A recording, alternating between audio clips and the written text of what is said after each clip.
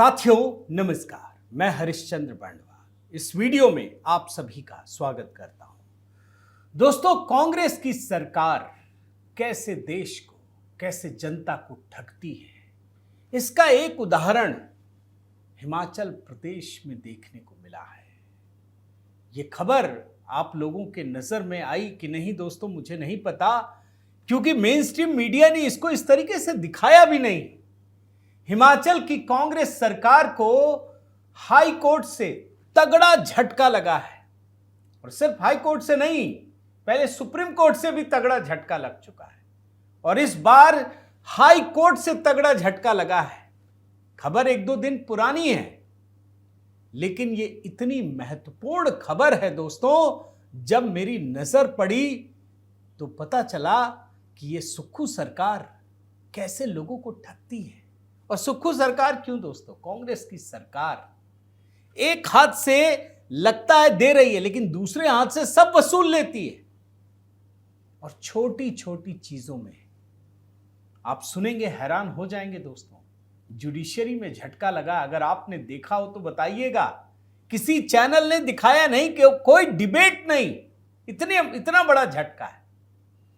आपको पता है दोस्तों, हिमाचल प्रदेश हाईकोर्ट ने एक ऐतिहासिक फैसला देते हुए सुक्खू सरकार के सभी 6 मुख्य संसदीय सचिवों, सीपीएस मुख्य संसदीय सचिव, उसकी नियुक्ति को असंवैधानिक करार दिया है।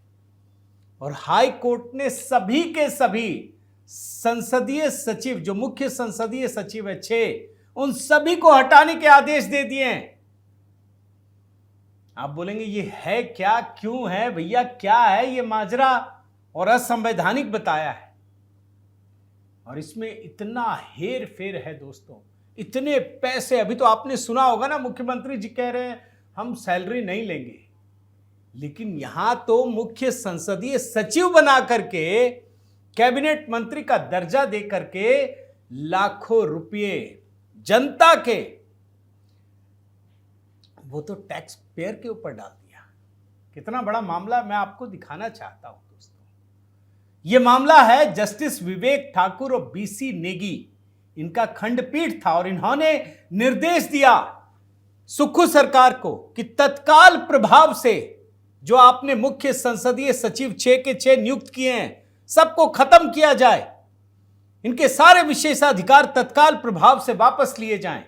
और जस्टिस बिपिन चंद्रा नेगी ने फैसला सुनाते हुए कहा दोस्तों कि ये पद सार्वजनिक संपत्ति पर कब्जा करते हैं। बड़े ध्यान से सुनिए, सार्वजनिक संपत्ति पर कब्जा करते हैं। कोर्ट ने हिमाचल प्रदेश संसदीय सचिव अधिनियम 2006 को भी रद्द कर दिया। लीजिए, जिसमें नियुक्ति, वेतन, भत्ता, शक्तियां, विशेषाधिकार, संशोधन, सब कानूनी रद्द कर दिया।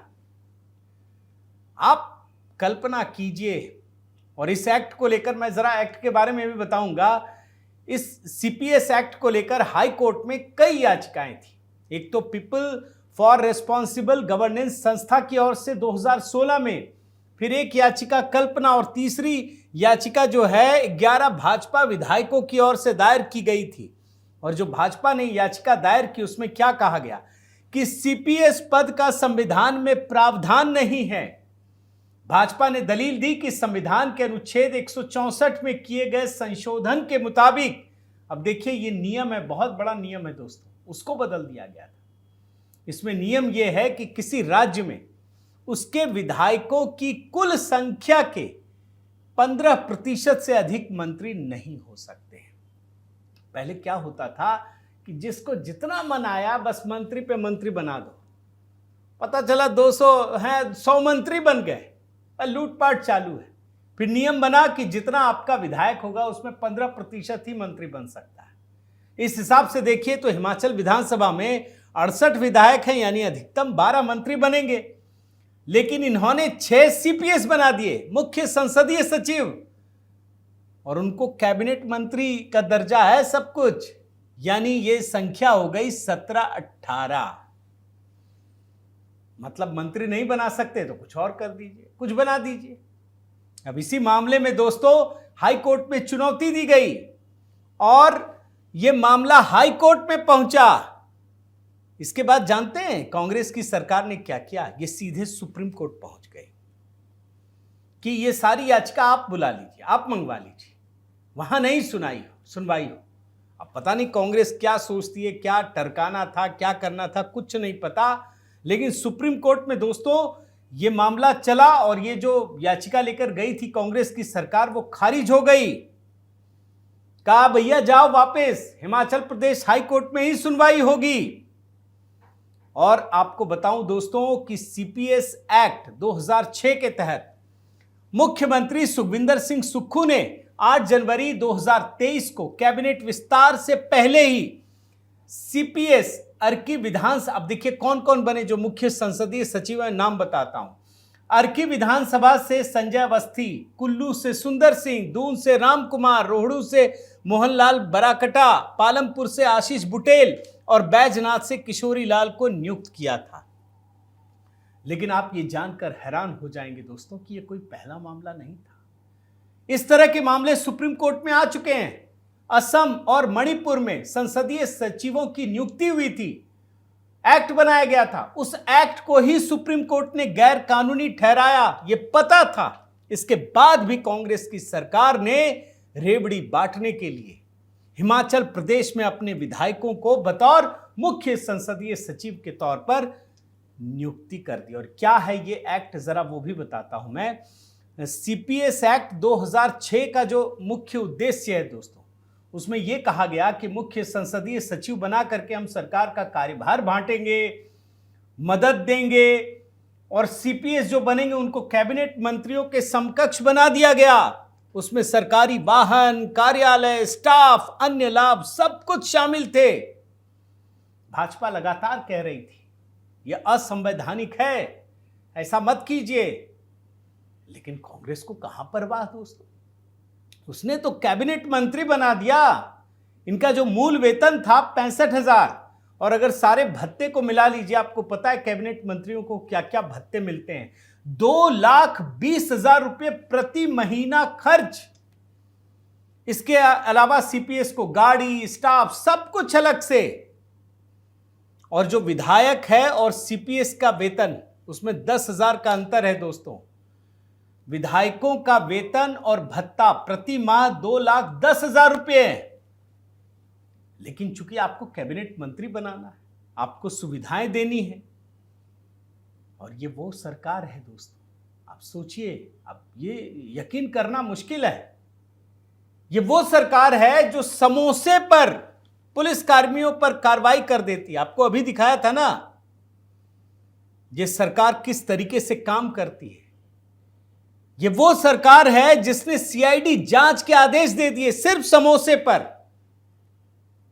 ये कितना बड़ा मामला है आप ये समझने का प्रयास कीजिए। अभी तो मैं आपको वो भी हिस्सा दिखा देता हूं, लेकिन समोसे वाला चूंकि ये बात आ गई है तो मैं आपको वो बाइट दिखा देता हूं कि समोसे पर इंटरनल जांच आदेश,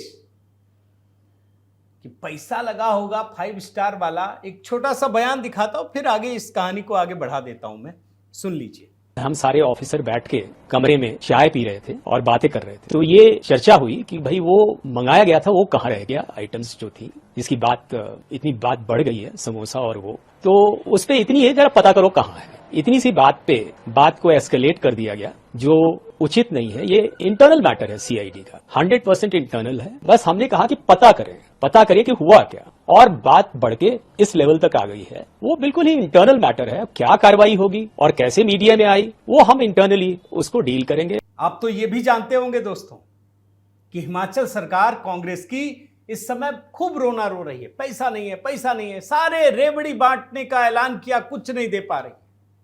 क्यों? पैसा नहीं, सैलरी नहीं दे पा रही है, बड़े बड़े वादे की। लेकिन यहां सीसीएस मुख्य संसदीय सचिव की नियुक्ति हो गई, 5 स्टार से समोसे आते, और तो और 1,500 संस्थान बंद कर दिए दोस्तों। और मैं देख रहा था डीजल पर 7 रुपये का वैट लगाकर 1,500 करोड़ रुपए गरीबों की जेब से निकाल लिया। कहते हैं पैसा नहीं है। और तो और आपने ये भी देखा होगा कि घर में शौचालय पर टैक्स, टॉयलेट पर टैक्स, जितनी शीट उतना टैक्स। विवाद बढ़ा, बदनामी हुई तो इन्होंने वापस ले लिया। लेकिन इसमें कहीं दो मत है क्या?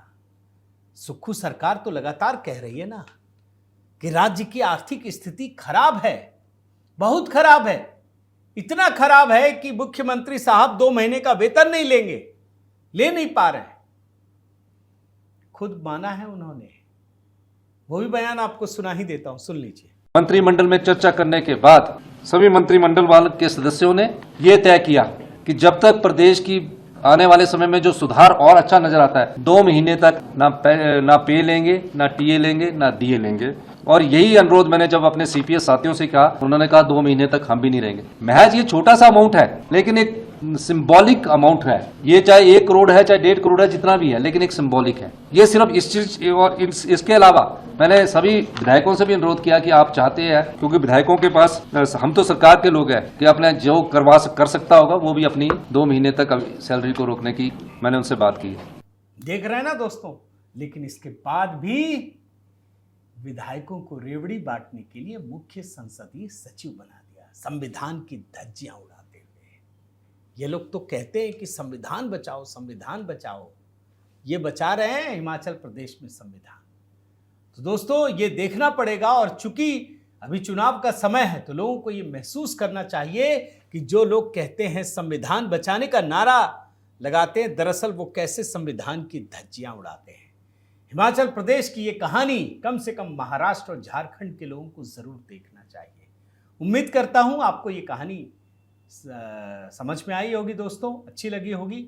आपकी क्या राय है जरूर बताइएगा, और अपना प्रेम और स्नेह बनाए रखिए दोस्तों। अगर आपने चैनल सब्सक्राइब नहीं किया तो जरूर कीजिए, लाइक कीजिए, कमेंट कीजिए, बेल आइकन दबाइए, और गानों के लिए HB मेलोडी से जरूर जुड़िएगा। बहुत बहुत धन्यवाद। जय सिया राम।